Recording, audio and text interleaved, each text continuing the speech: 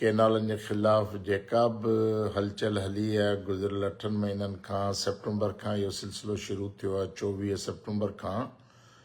जेको अॼु अप्रैल जे 28 अप्रैल ते ही पंहिंजे अंजाम ते पहुती आहे जदोजहद जो। उन में समूरियूं सिंध जूं सियासी पार्टियूं, नंढे खां नंढी पार्टी, वॾे खां वॾी पार्टी, जेके बि सिंध सां मोहबत कंदड़ आहिनि, जिन जो बुनियाद इक़्तिदार न आहे, जिन जो बुनियाद ज़ाती मफ़ाद कोन्हे, पर हुननि हिकिड़े सिंध जे ज़िम्मेवार फ़र्द ऐं शहरी जी हैसियत में हिकिड़ी सियासी ज़िम्मेवार पार्टी जी हैसियत सां तमामु घणो कमु कयो। असांजी नियाणियुनि तमामु वॾो कमु कयो, नौजवाननि कमु कयो, उन खां पोइ सोशल मीडिया जे एक्टिविस्टनि तमामु घणो कमु कयो, ऐं दानश्वर, शाइर, अदीब, ज़मींदार, आबादगार, हारिन, हर क़िस्म जे प्रोफेशनल माण्हुनि इन तहरीक में पंहिंजो पंहिंजो हिसो वरितो, जंहिंजे नतीजे में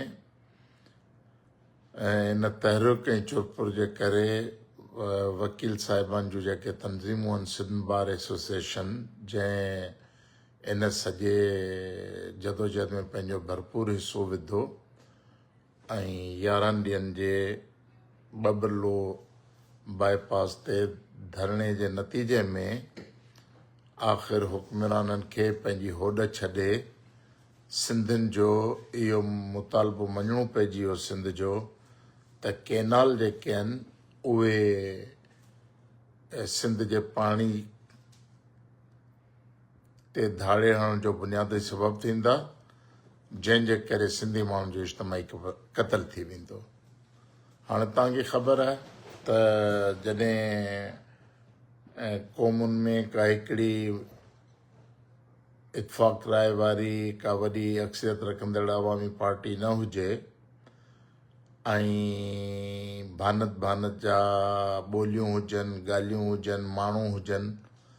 पोइ हर माण्हू जी ख़्वाहिश इहा हूंदी आहे त जीअं मां सोचां थो उनजो ईअं ई नतीजो अचणु खपे। जेकॾहिं मुंहिंजी राय जे मुताबिक़